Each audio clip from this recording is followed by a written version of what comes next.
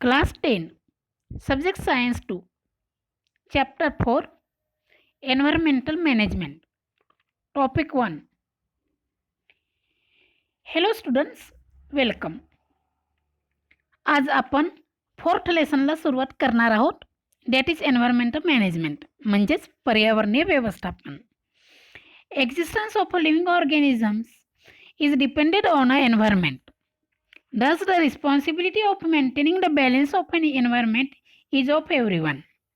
Living ऑर्गॅनिझमचे existence हे एन्व्हायरमेंटवर डिपेंड आहे आणि म्हणूनच या एन्व्हायरमेंटची बॅलन्स करण्याची रिस्पॉन्सिबिलिटी आपल्या सगळ्यांची आहे. मग या लेसनमध्ये आपण शिकणार आहोत how to balance a environment. सगळ्यात पहिले आपण पाहूया what is ecosystem. An ecosystem is a group of living organisms in a conjunction with the non-living components of their environmental interacting as a system. म्हणजेच इकोसिस्टम हा एक group आहे living आणि non living ऑर्गॅनिझमचा आणि त्यांच्यामध्ये इंटरॅक्शन्स आहे आणि त्या इंटर रिलेशनशिपमधून एक इकोसिस्टम तयार होते. फॉर एक्झाम्पल, या डायग्राममध्ये पाहिले तर लिव्हिंग ऑर्गॅनिझम्स दिसतात म्हणजेच algae, bacteria, plants, animals, birds etcetera. आणि त्याचबरोबर नॉन लिव्हिंग थिंग्ससुद्धा दिसत आहेत. For example water, land, mountain, sun etcetera. आणि जर तुम्ही व्यवस्थित बघितलं तर हे दोन्ही कंपोनंट एकमेकांवरती रिलेटेड आहे किंवा अवलंबून आहेत. मग हे सगळे मिळून एक इकोसिस्टम तयार होते. Different components of ecosystems. Now there are of 2 types, biotic components and abiotic components. Biotic components म्हणजेच bacteria, fungi, plants and animals. Abiotic component means air, water, soil, humidity and temperature etc. Now we will see producers, consumers and decomposers. Producers यामध्ये plant येतात कारण की ते स्वतःचे food स्वतः तयार करतात व ते दुसऱ्यांसाठी म्हणजेच अदर लिव्हिंग ऑर्गॅनिझम्ससाठी सुद्धा फूड तयार करतात म्हणजेच प्रोड्यूसर करतात आणि म्हणूनच त्यांना प्रोड्यूसर असे म्हणतात. कंझ्युमर्समध्ये ॲनिमल्स आणि ह्युमन्स येतात कारण आपण कंझ्युम करतो म्हणजेच आपण खायचे काम करतो. डिकम्पोजर्स जे ऑर्गॅनिझम्स डिकम्पोजिंग करतात त्यांना डिकम्पोजर्स असे म्हणतात.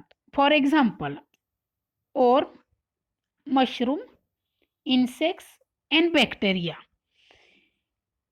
Types of consumers and criteria for their classifications. म्हणजेच या कंझ्युमरचे टाईप कशाच्या बेसवर केलेले आहेत ते आपण शिकणार आहोत.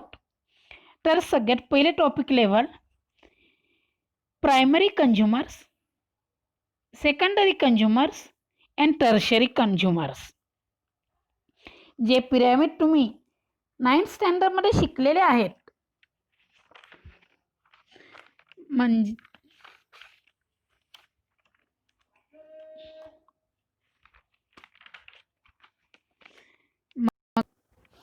मगाशी इकोसिस्टम डेफिनेशन शिकताना आपण असे म्हटले होते लिव्हिंग आणि non living components are interrelated with each other. हे सेंटेन्स समजून घेण्यासाठी आपण हे एक्झाम्पल घेऊया.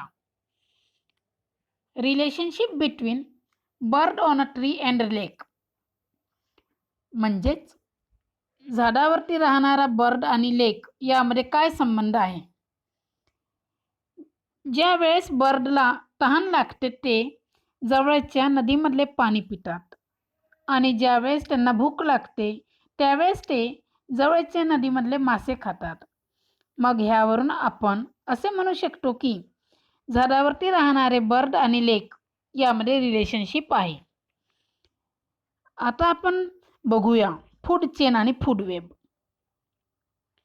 Food chain, the straight and single pathway for the flow of energy in an ecosystem through a different species of organisms is called as a food chain.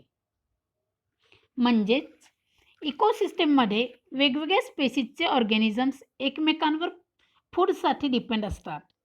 मग ह्यामध्ये energy flow हा straight आहे. For example food chain.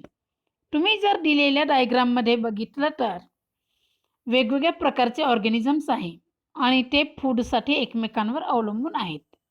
म्हणजेच सुरुवातीला plant हे सनलाईटवर अवलंबून आहे, त्यानंतर ग्रासहॉपर ग्रासवर डिपेंड आहे, तर फ्रॉग ग्रासहॉपरवरती डिपेंड आहे, तर पायथॉन फ्रॉगवरती डिपेंड आहे, ईगल पायथॉनवरती डिपेंड आहे आणि सगळ्यात शेवटी जेव्हा ईगल मरते तर त्याला मायक्रो ऑर्गॅनिझम्स डिकम्पोज करते. म्हणजेच एनर्जी फ्लो सरळ आहे. यालाच फूड चेन असे म्हणतात. Food web, the complicated pathway of an ecosystem consists of a numerous food chains through which the energy flow. म्हणजेच या फूड वेबमध्ये एनर्जी फ्लो हा कॉम्प्लिकेटेड असून यामध्ये वेगवेगळ्या फूड चेन्स आहे. या फूड वेबमध्ये भरपूर फूड चेन जोडलेल्या आहेत. इकोसिस्टम अ रिव्ह्यू.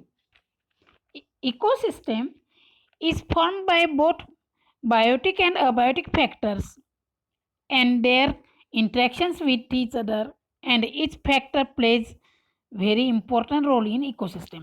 इकोसिस्टम ही बायोटिक व अबायोटिक घटकापासून तयार झालेली असते आणि या इकोसिस्टममधला प्रत्येक कंपोनंट हा महत्त्वाचा असतो. Producers like plants are very important factors in ecosystem. म्हणजेच प्लॅन्ट ज्यांना आपण प्रोड्युसर म्हणतो ते जर नसतील तर प्रोडक्शन होणार नाही व त्याच्यामुळे कंझ्युमर्सला फूड मिळणार नाही.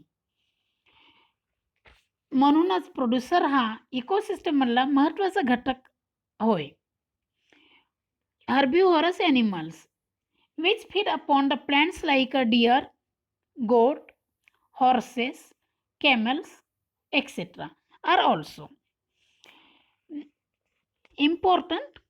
म्हणजेच हर्बिव्हरस ॲनिमल्स फक्त प्लॅन्ट खातात.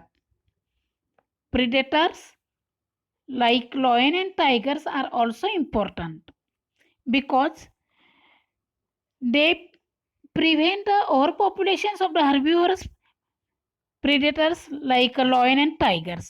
हे प्रिडेटर्स सुद्धा महत्त्वाचे आहे. ते हर्बिव्हरस प्राण्यांचे ओव्हर पॉप्युलेशन्स होऊ नये म्हणून ते आपल्याला मदत करतात. Whatever whether the caterpillars found in nature, organisms found in nature, fieldy places, insects presence in a dung are really useful.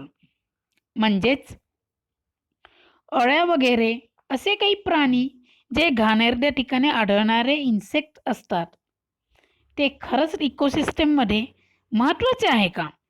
Yes, they are also important because they keep our environment clean. It means that our existence is due to the factors present around us. Thus, we should care for these factors. याचाच अर्थ असा झाला की आपले जे existence आहे ते आपल्या आजूबाजूला असणाऱ्या बायोटिक व अबायोटिक फॅक्टर्समुळे आहे. म्हणूनच आपण या फॅक्टर्सला केअर घेणे गरजेचे आहे. नाव टू सुई, can you recall what are the different trophic levels in food chain? Answer, there are the 5 trophic levels. First, trophic level is known as a producer. Second trophic level is known as a primary consumers. Third trophic level is known as a secondary consumers. Fourth trophic level is known as a tertiary consumers. And last is a apex consumers म्हणजेच predators. Paddy is cultivated on a large scale in various states of South India. South इंडियामध्ये भाताची शेती केली जाते. Paddy fields are frequently attacked by grasshoppers आणि त्या भात शेतीमध्ये ग्रास हॉपर्स अटॅक करतात. ग्रास हॉपर आहे म्हणजेच तेथे फ्रॉगसुद्धा आहेच. फ्रॉग आहे म्हणजेच स्नेक असणारच. However, if the frog predator populations declines, what happens? मग आता अचानक फ्रॉग पॉप्युलेशन्स कमी झाली तर काय होईल? त्यासाठी आपण खालील 3 प्रश्न पाहूया. Number first, what will be the effects on a paddy crops? Question number second, number of which consumers will decline and which will decline? Third question, what will be the overall effects on that ecosystem? Thank you. या क्वेश्चनचे answers next व्हिडिओजमध्ये आपण बघू. Thank you.